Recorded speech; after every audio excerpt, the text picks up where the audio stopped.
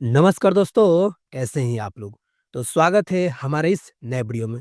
दोस्त आज की इस वीडियो में हम बात करेंगे बिहार स्पेशल यानी कि टॉप 2000 जो प्रश्नों का हम सीरीज चला रहे हैं, उसी सीरीज का आज का वीडियो नंबर कितना है दोस्त? तो 33 नंबर है। इससे पहले जो है हम पूरा का पूरा वीडियो 32 पार्ट में कंप्लीट करा दिए हैं। आप जाके हमारे पूरे के पूरे चैनल में प्लेलिस्ट बना दिए हैं, आप आराम से जाके देख सकते हैं। ठीक है ना दोस्त? अब हम बात करते हैं एग्ज़ाम की। देखिए दोस्त आप बिहार के ना किसी भी एग्जाम को तैयारी कर रहे हैं जैसे में बीपीएससी हो गया या फिर बिहार एसआई हो गया या फिर बिहार एसएससी हो गया, साथ ही साथ बिहार पुलिस हो गया या फिर बिहार सीजीएल ईटीसी, ठीक है ना? यानी कि राज्य स्तरीय आप किसी भी एग्जाम का तैयारी कर रहे हो, यह सीरीज आपके लिए काफ़ी ज़्यादा इम्पोर्टेंट होने वाला है। क्यों? क्योंकि इस सीरीज में ना आपको पूरा का पूरा ना पी बाय क्यू कंप्लीट कराया गया है। यानी कि बिहार में जितने भी एग्जाम हुए हैं ना, सब का सब इसमें क्वेश्चन इंक्लूड किया गया है। साथ ही साथ क्या है कि आपको जितना वीवीआई क्वेश्चन बन सकता है ना, आपको हर तरीके से इसमें इंक्लूड किया गया है। तो दोस्त एक बार इस चैनल को ना और इस वीडियो को ना ध्यान से देखिएगा और आपको खुद मालूम चल जाएगा कि ये सीरीज़ आपके लिए कितना इम्पोर्टेंट होने वाला है। ठीक है ना दोस्त? अगर आप इसका पीडीएफ चाहिए तो टेलीग्राम हमारे कमेंट बॉक्स में लिंक का पिन कर दिया जाएगा। आप आराम से जाके जॉइन कर सकते हैं। ठीक है ना? अब हम चलते हैं अपने प्रश्न पे, बिना समय गँवाए। तो आज का जो प्रश्न क्या है, 321 नंबर प्रश्न है। यानी कि 320 तक तो ये हमारे चैनल पे प्लेलिस्ट के माध्यम से पूरा का पूरा कंप्लीट करा दिया गया है। आप जाके एक बार चैनल को विजिट कर सकते हैं, ठीक है ना? अब हम अपने प्रश्न पे आते हैं। ध्यान से प्रश्नों को देखिएगा, ये प्रश्न काफ़ी ज़्यादा इम्पोर्टेंट आपके लिए होने वाला है, ठीक है दोस्त? हम बात करते हैं 321 नंबर बोल रहा है कि अगनूर जल विद्युत परियोजना कहाँ पे अवस्थित है, ठीक है ना? इमेज के माध्यम से भी लगा दिए हैं ताकि आपको कहीं भी दिक्कत ना आए। अब बताइए जो अगनूर जल विद्युत परियोजना है, ये कहाँ पर अवस्थित है? ऑप्शन पे चलते हैं तो ऑप्शन नंबर ए क्या बोल रहा है रोहतास में है या फिर ऑप्शन नंबर बी ये बोल रहा है सुपौल में है या फिर ऑप्शन नंबर सी अरवल में है या फिर ऑप्शन नंबर डी है गया में। अब बताइए इसका सही आंसर क्या हो जाएगा? ठीक है ना? तो देखिए ये अगनूर जल विद्युत परियोजना जो है ना दोस्त, ये एक छोटा-मोटा प्रोजेक्ट है, जिसके तहत क्षेत्रीय जो है नवीकरणीय ऊर्जा प्रदान किया जाता है। समझ में आ गया ना? तो यही पूछ रहा है आखिर ये कहाँ पर अवस्थित है? तो याद रखिएगा ये जो अवस्थित है कहाँ पर है? अरवल जिला में अवस्थित है। कहाँ पर है? अरवल जिला में अवस्थित है। यानी कि ऑप्शन नंबर सी हमारा सही आंसर हो जाएगा। ठीक है ना दोस्त? इसका याद करने का ट्रिक बता दे रहे हैं कि अ से अरवल और अ से अगनूर, ठीक है ना? अ और अ पहला-पहला अक्षर मिल रहा है, तो इससे आप ज़रूर याद रखिएगा। अगनूर जल विद्युत परियोजना कहाँ पर है? अरवल में है। ठीक है ना दोस्त? अब हम चलते हैं इसको और भी डिटेल्स में देख लेते हैं ताकि आपको कहीं भी दिक्कत ना आए। ठीक है ना दोस्त? अब देखिए, बोल रहा है कि अगनूर जल विद्युत परियोजना जो है, ठीक है ना? यह बिहार के ना अरवल जिले में स्थित है। यह जो परियोजना है, ये सर्कुलर रूप से अगनूर क्षेत्र के पास जो पटना ब्रांच है ना, कहाँ पे? पटना ब्रांच नहर पर है, ठीक है ना? जहाँ पर नहर की जो पानी है, यानी कि फॉल ऑफ वाटर जो है, ठीक है ना? का उपयोग करके बिजली का उत्पादन किया जाता है। समझ में आ गया ना? यानी कि नहर के जो पानी है, उससे गिरावट करके बिजली का उत्पादन किया जाता है। इसको आप ज़रूर याद रखिएगा। लेकिन मैंने लिए आपको ट्रिक भी बता दी है कि अ से अरवल और अ से अगनूर, इसको आप ज़रूर याद रखिएगा, ठीक है ना दोस्त? अब हम चलते हैं अपने अगले नंबर प्रश्न पे। अगला जो प्रश्न क्या है, ये है 322 नंबर प्रश्न है। बोल रहा है कि बिहार में जो बाल बजट का निर्माण की प्रक्रिया है, उसकी शुरुआत ना कब हुई थी? ठीक है ना? बाल बजट पूछ रहा है, ठीक है ना? बाल बजट के जो निर्माण की प्रक्रिया है, आखिर इसकी शुरुआत कब हुई थी? ऑप्शन पे चलते हैं तो ऑप्शन नंबर है 2011 से 12 में हुआ था या फिर ऑप्शन नंबर बी है 13 से 14 में हुआ था या फिर ऑप्शन नंबर सी है 93 से 94 में हुआ था या फिर ऑप्शन नंबर डी है 2005 से 6 में हुआ था। अब बताइए इसका सही आंसर क्या हो जाएगा? ठीक है ना दोस्त? तो याद रखिएगा ये जो बाल बजट की निर्माण की जो प्रक्रिया है ये 13 से 14 में हुआ था यानी कि ऑप्शन नंबर बी हमारा सही आंसर हो जाएगा। यानी कि 2013 से 14 में जो इसकी बाल बजट की जो प्रक्रिया है यानी कि पेश करने की जो प्रक्रिया है वो शुरू कर दिया गया था। ठीक है ना? और बाल बजट क्या होता है? ठीक है ना? ये सारी चीज़ चलिए हम इसको डिटेल्स में समझ लेते हैं ताकि आपको दिक्कत ना आए। देखिए, आखिर बाल बजट क्यों पेश किया जाता है? देखिए, बाल बजट इसलिए पेश किया जाता है ताकि बच्चों के विकास, सुरक्षा और अधिकारों के लिए सरकार द्वारा किए जा रहे खर्चों को ना स्पष्ट रूप से पारदर्शिता और प्रभावी बनाए जा सके। समझ में आया ना? यानी कि जो भी बच्चों के विकास की, उसके स्वास्थ्य की, उसकी सुरक्षा की जो बजट पेश किए जाते हैं, उसको सामने पेश किए जाते हैं कि हाँ, हाँ, हम किन-किन चीज़ों पर खर्च करने वाले हैं, उसी को बात किए तो उसी के जो बजट पेश किया जाता है। समझ में गया ना? तो इसको आप ज़रूर याद रखिएगा। अब देखिए इसकी शुरुआत कब हुआ था? तो 2013 से 14 में शुरू किया गया था। ठीक है ना? तो वही बात है कि बाल बजट में सभी बाल कल्याण योजनाओं का वित्तीय ब्यौरा शामिल होता है, इसीलिए इसको पेश किया जाता है। समझ में आ गया ना? तो ये चीज़ें आप ज़रूर याद रखिएगा, कब जो है पेश किया गया था, इसको आप ज़रूर याद रखना है। समझ में आ गया ना? अब हम चलते हैं अपने अगले नंबर प्रश्न पे, ठीक है ना? देखिए, ऐसे कर्स क्वेश्चन जो है बहुत बार आपको वीडियो में कंप्लीट भी करवाए हैं, लेकिन घुमा-फिरा कर ये क्वेश्चन जब पूछता है, तो आप थोड़ा-सा घबरा जाते हैं। घबराने की बिल्कुल ज़रूरत नहीं है दोस्त, ध्यान से इस प्रश्न को देखना है, ठीक है? बोल रहा है 323 नंबर प्रश्न है। बोल रहा है कि निम्नलिखित कथनों पर विचार कीजिए। ठीक है, कोई बात नहीं। पहला कथन क्या बोल रहा है कि बिहार में जो पहले व्यक्तिगत सत्याग्रह के प्रथम सत्याग्रही डॉक्टर राजेंद्र प्रसाद थे। दूसरा कथन बोल रहा है कि बिहार में जो व्यक्तिगत सत्याग्रह के दूसरे सत्याग्रही कौन थे? अनुग्रह नारायण सिन्हा थे। अब इन दोनों कथनों को बताना है कि कौन कथन सही है और कौन कथन गलत है, या फिर दोनों कथन सही है, ये चीज़ आपको बताना है। ठीक है ना? तो चलिए पहले इसको समझ के पढ़ते हैं। तो देखिए, बिहार में जो पहले यानी कि प्रथम व्यक्तिगत सत्याग्रह के सत्याग्रही कौन थे? तो दोस्त याद रखिएगा, श्री कृष्णा सिंह थे। कौन थे? श्री कृष्णा सिंह थे। इसको आप ज़रूर याद रखिएगा, ठीक है ना? लेकिन वहीं पे बात करें कि बिहार में दूसरे सत्याग्रही कौन थे? तो अनुग्रह नारायण सिन्हा थे। इसको आप ज़रूर याद रखिए, यानी कि पहला कथन जो क्या हो जाएगा? गलत हो जाएगा, लेकिन वहीं पर दूसरा कथन सही हो जाएगा। अब देखना है ऑप्शन में कि कौन-सा सही है। तो देखिए, ऑप्शन नंबर बी हमारा सही हो जाएगा, यानी केवल 2 सही हो जाएगा। समझ में आ गया ना? लेकिन चलिए हम इसको और भी डिटेल्स में देख लेते हैं, ताकि आपको कहीं भी और भी दिक्कत ना हो। समझ में आ गया ना? तो देखिए, वही चीज़ है कि बिहार में व्यक्तिगत सत्याग्रह के प्रथम सत्याग्रही कौन थे? श्री कृष्ण सिंह थे। लेकिन वहीं पे बात करें दूसरे सत्याग्रही कौन थे? तो अनुग्रह नारायण सिंह थे। इसको आप ज़रूर याद रखिएगा, ठीक है ना? क्यों? क्योंकि ऐसे क्वेश्चन अब बार-बार घुमा-फिरा कर आपको एग्ज़ामों में देखने को मिलते हैं, ठीक है? अब हम चलते हैं बिना समय गँवाए अगले एक क्वेश्चन पे, ठीक है? बोल रहा है 324 नंबर प्रश्न, बोल रहा है कि भारत छोड़ो आंदोलन के क्रम में 11 अगस्त 1942 को, कब? 11 अगस्त 1942 को पटना सचिवालय गोलीकांड में शहीद होने वाले निम्नलिखित में से कौन शामिल नहीं थे? याद रखिएगा, बोल रहा है नहीं थे। तो 7 व्यक्ति ना शहीद हुए थे, 7 व्यक्ति, जिनका नाम जो है हम आगे अगले डिटेल्स में शामिल किए हैं, ठीक है ना? अब उन 7 व्यक्तियों को जिनको याद होगा नाम, आराम से छाँट सकते हैं। तो ऑप्शन पे चलते हैं, कौन-कौन व्यक्ति शामिल नहीं थे। Option number A Sitaram Kesari, या फिर ऑप्शन नंबर बी है उमाकांत प्रसाद सिन्हा थे, या फिर ऑप्शन नंबर सी है राजेंद्र सिंह थे, या फिर ऑप्शन नंबर डी है देवीपत चौधरी थे। और बताइए इसका सही आंसर क्या हो जाएगा? ठीक है ना? गोलीकांड में सातों सातों व्यक्ति शहीद हो गए थे। किस लिए? बस सचिवालय पर ना झंडा फहराने के लिए।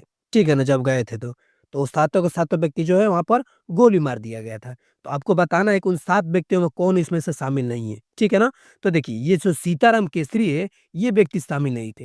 लेकिन वहीं पे बात करें, ये सातों क्रांतिकारियों को, तो सॉरी, तीनों क्रांतिकारियों के बी जो है यानी कि उमाकांत प्रसाद सिन्हा ये शामिल थे, राजेंद्र सिंह ये भी शामिल थे, ऑप्शन नंबर डी देवी चौधरी ये भी शामिल थे। लेकिन बात करें सीताराम केसरी की, ये व्यक्ति शामिल नहीं है। ठीक है ना? तो ऑप्शन नंबर ए हमारा सही आंसर हो जाएगा। लेकिन चलिए हम और भी चीज़ों को बेहतरीन ढंग से समझ लेते हैं और सातों व्यक्तियों का नाम भी जान लेते हैं। और इन सातों को सातों व्यक्तियों को आप ज़रूर याद रखिएगा, क्योंकि किन्हीं भी व्यक्तियों का नाम एक बार ज़रूर एग्ज़ाम में पूछ देता है। ठीक है ना दोस्त? अब देखिए, भारत छोड़ो आंदोलन के दौरान 11 अगस्त 1942 को पटना सचिवालय गोलीकांड में कुल 7 स्वतंत्रता सेनानी शहीद हुए थे। ठीक है ना? जिनके नाम इस प्रकार है, कौन-कौन? पहले उमाकांत प्रसाद सिन्हा, दूसरे रामानंद सिंह, तीसरे सतीश प्रसाद झा, चौथे जगपति कुमार, और 5वें जो थे देवीपत चौधरी, और 6वें राम गोविंद सिंह थे, और 7वें जो थे राजेंद्र सिंह थे। यानी कि 7 व्यक्तियों का नाम आपके सामने दे दिए गए। इन सातों व्यक्तियों को ज़रूर याद रखिएगा। लेकिन ऑप्शन में हमारा क्या था? सीताराम केसरी, जो कि शामिल नहीं थे। तो ये हमारा सही ऑप्शन हो जाएगा। तो ठीक है ना दोस्त? तो इन 7 व्यक्तियों को आप ज़रूर ही याद रखिएगा। ठीक है? अब हम चलते हैं अपने अगले नंबर प्रश्न पे, यानी कि अगला जो प्रश्न है वो 325 नंबर है। बोल रहा है कि ढेलबाग जल विद्युत परियोजना ये कहाँ पर अवस्थित है? ढेलबाग जल विद्युत परियोजना ये कहाँ पर अवस्थित है? ठीक है ना? ऑप्शन पे चलते हैं, तो ऑप्शन नंबर है रोहतास में, या फिर ऑप्शन नंबर बी है कोसी में, या फिर ऑप्शन नंबर सी है अरवल में, या फिर ऑप्शन नंबर डी है सुपौल में। अब बताइए इसका सही आंसर क्या हो जाएगा? ठीक है ना? देखिए, ये भी जो ढेलबाग जल परियोजना है ना, ये भी जो है आपको एक क्षेत्रीय ऊर्जा देने का काम करता है, ठीक है ना? यानी कि विद्युत उत्पादन का काम किया जाता है, ठीक है ना? तो उसी की बात करें कहाँ पर अवस्थित है, तो याद रखिएगा, ये ढेलबाग जल विद्युत परियोजना ये कहाँ पर है? ऑप्शन नंबर यानी कि रोहतास में अवस्थित है, ठीक है ना? यानी कि ऑप्शन नंबर ए हमेशा याद रखिएगा, रोहतास में ढेलबाग जल विद्युत परियोजना अवस्थित है। देखिए दोस्तों, आप ना इस वीडियो में अगर देख रहे हैं ना, तो आप खुद ईमानदारी से बताइए कि आप कितने जो है क्वेश्चन को ईमानदारी से सही किए, ठीक है ना? कमेंट बॉक्स में आप ज़रूर बताइएगा कि आपने कितने क्वेश्चन को सही में ईमानदारी से कंप्लीट किया है, ठीक है ना दोस्त? अब हम चलते हैं अपने डिटेल्स में देख लेते हैं। देखिए, ध्यान से समझिएगा, बोल रहा है, ये जो है रोहतास जिला में, यानी कि रोहतास जिले में ये अवस्थित है। इसका जो जल स्रोत है, या आखिर ये जल स्रोत कहाँ से करता है, तो यह जो परियोजना है ये सोन नदी पर, यानी कि सोन नहर प्रणाली के जल का उपयोग करता है, ठीक है ना? यह एक छोटा-सा पैमाना है जो कि जल विद्युत, यानी कि हाइड्रो इलेक्ट्रिक संयंत्र है। इसी से जो है इसको आगे बढ़ाया जाता है, ठीक है ना? बात करते हैं इसकी क्षमता की, इसकी क्षमता कितना है? तो याद रखिएगा, कुल जो है 1 मेगावाट इसकी कुल क्षमता है, ठीक है ना?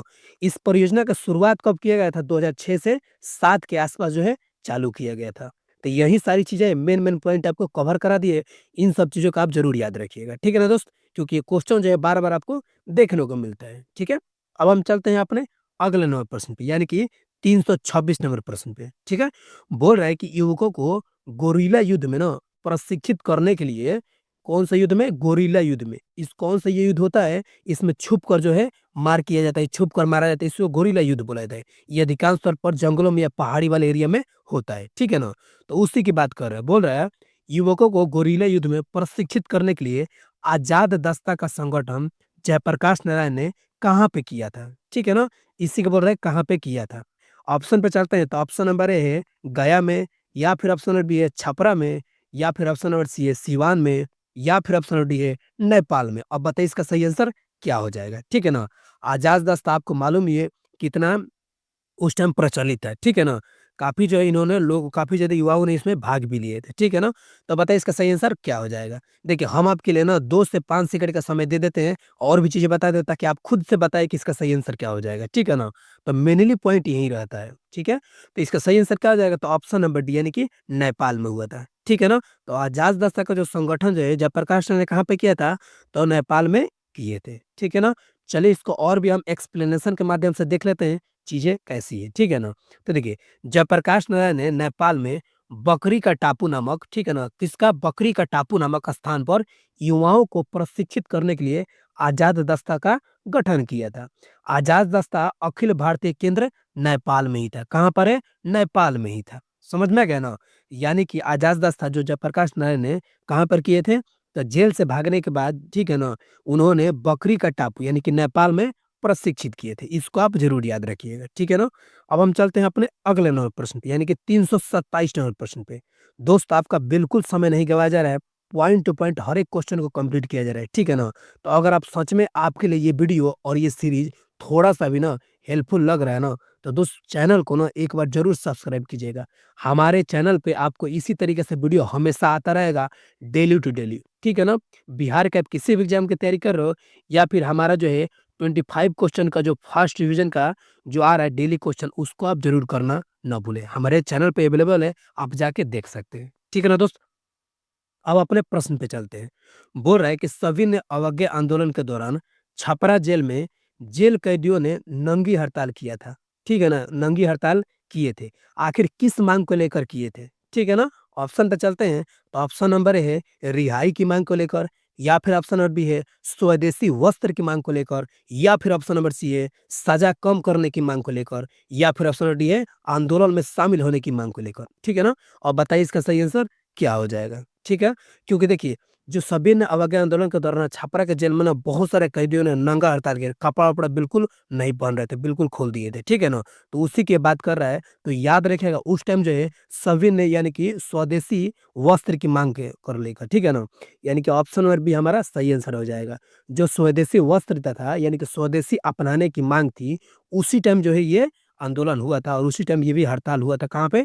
छपरा के जेल में, ठीक है ना? तो ऑप्शन नंबर बी हमारा याद रखिएगा हमेशा, स्वदेशी वस्त्र की माँग को लेकर, ठीक है ना? चलिए इसको और भी डिटेल्स में देख लेते हैं। तो देखिए, श्री राम विनोद सिंह के नेतृत्व में छपरा जेल में बंद कैदियों ने विदेशी कपड़े पहनने से इनकार कर दिया था और स्वदेशी कपड़े की माँग की थी, ठीक है ना? जब तक उनकी माँगें पूरी नहीं हुई थी, तो उन्होंने नंगे रहने का फैसला किया था। समझ में आ गया ना? तो यही मेनली मतलब था, ठीक है ना? हमें पूरा उम्मीद है कि आपको क्वेश्चन और डिटेल्स पूरा समझ में आ गया होगा। ठीक है ना दोस्त? अब हम चलते हैं अपने अगले नंबर प्रश्न पे। बोल रहा है 328 नंबर प्रश्न, बोल रहा है कि त्रिवेणी नहर जो है जल विद्युत परियोजना ये कहाँ पर अवस्थित है? त्रिवेणी नहर जल विद्युत परियोजना की बात कर रहे हैं, ठीक है ना? ऑप्शन पे चलते हैं तो ऑप्शन नंबर ए खगड़िया में है, या फिर ऑप्शन नंबर बी है पटना में है, या फिर ऑप्शन नंबर सी है पश्चिमी चंपारण में है, या फिर ऑप्शन नंबर डी है जमुई में है। अब बताइए इसका सही आंसर क्या हो जाएगा? ठीक है ना? त्रिवेणी जल विद्युत परियोजना है, बहुत बार कंप्लीट करवाए हैं, लेकिन इस बार अलग तरीके से क्वेश्चन लेकर आए हैं, तो इसको आप जरूर बताइएगा। ठीक है ना दोस्त? तो देखिए इसका सही आंसर क्या हो जाएगा? तो ऑप्शन नंबर सी यानी कि पश्चिमी चंपारण में। कहाँ पर है पश्चिमी चंपारण? आपको लोकेशन से तो हमेशा सवालों को बताते ही हैं, इसमें भी आपको बता देखिए, ये जो है आपको पश्चिमी चंपारण ये वाला एरिया, यहाँ पर पूर्वी चंपारण, ठीक है ना? यहाँ पर पश्चिमी चंपारण। यहीं से जो है आपको त्रिवेणी जो जल विद्युत परियोजना यहाँ पर ही अवस्थित है। इससे आपको अगल-बगल एरिया जितना है चंपारण एरिया, यहाँ पर सिंचाई भी होता है और साथ ही साथ आपको बिजली का भी उत्पादन किया जाता है। ठीक है ना दोस्त? तो ऑप्शन नंबर सी हमेशा याद रखिएगा, ठीक है? अब हम चलते हैं इसको और भी डिटेल्स में देख लेते हैं और ध्यान से देखिएगा, ठीक है? बोल रहा है कि त्रिवेणी नहर जल विद्युत परियोजना, ठीक है ना, भारत के बिहार राज्य के पश्चिमी चंपारण जिले में स्थित है, ठीक है ना? यह जो परियोजना है त्रिवेणी नहर पर स्थापित है, जिसको जो है गंडक नदी के पानी का उपयोग किया जाता है। यानी कि ये जो त्रिवेणी नहर है ये किस नदी पे है? तो गंडक नदी का पानी उपयोग किया जाता है, इसी पे डिपेंड है, ठीक है ना? इसका मेन काम क्या है यानी कि प्रमुख कार्य क्या है? तो यह जो जल विद्युत उत्पादन है, इसके साथ-साथ जो है नहर प्रणाली का भी हिस्सा है, जो क्षेत्र में सिंचाई और बिजली दोनों में योगदान देती है। ठीक है ना? तो ये चीज़ आपको ऑलरेडी बता दी है मैप के माध्यम से भी कि ये जो सिंचाई परियोजना है, साथ-साथ इसके बिजली भी उत्पादन किया जाता है और अगल-बगल गाँव को भी सिंचाई मिलता है। ठीक है ना? तो इसको आप ज़रूर याद रखिएगा। ठीक है दोस्त? अब हम चलते हैं अपने अगले नंबर प्रश्न पे यानी कि 329 नंबर प्रश्न पे। बोल रहा है बिहार में स्थित सदाकत आश्रम से द मदरलैंड यानी कि द मदरलैंड नामक अखबार किनके द्वारा प्रारंभ किया गया था? ठीक है ना? कि कौन सा आश्रम से? सदाकत आश्रम से द मदरलैंड नामक जो अखबार था, वो किनके द्वारा प्रारंभ किया गया था? ठीक है ना? ऑप्शन पे चलते हैं तो ऑप्शन नंबर ए है मजहरूल हक, या फिर ऑप्शन नंबर बी है डॉक्टर राजेंद्र प्रसाद, या फिर ऑप्शन नंबर सी है मोहम्मद शफी, या फिर ऑप्शन नंबर डी है ब्योमकेश चंद्र बनर्जी और चक्रवर्ती। अब बताइए इसका सही आंसर क्या हो जाएगा? ठीक है ना? तो याद रखिएगा दोस्त कि जो सताकत आश्रम से द मदरलैंड पत्रिका का यानी कि अखबार का जो प्रारंभ हुआ था, उन किनके द्वारा हुआ था? तो मजहूर हलक के द्वारा किया था, यानी कि मजहर उल हक के द्वारा किया गया था। इसको आप ज़रूर याद रखिएगा। चलिए इसको और भी हम सॉल्यूशन के माध्यम से देख लेते हैं। देखिए बोल रहा है कि भारत में जो मदरलैंड यानी कि दी मदरलैंड नामक अखबार अंग्रेजी और हिंदी का प्रेस का था। इसका जो प्रकाशन था कब हुआ था? 30 सितंबर 1921 को हुआ था। कहाँ से हुआ था? तो सदाकत आश्रम यानी कि पटना से मजहरूल हक के द्वारा शुरू किया गया था। किनके द्वारा?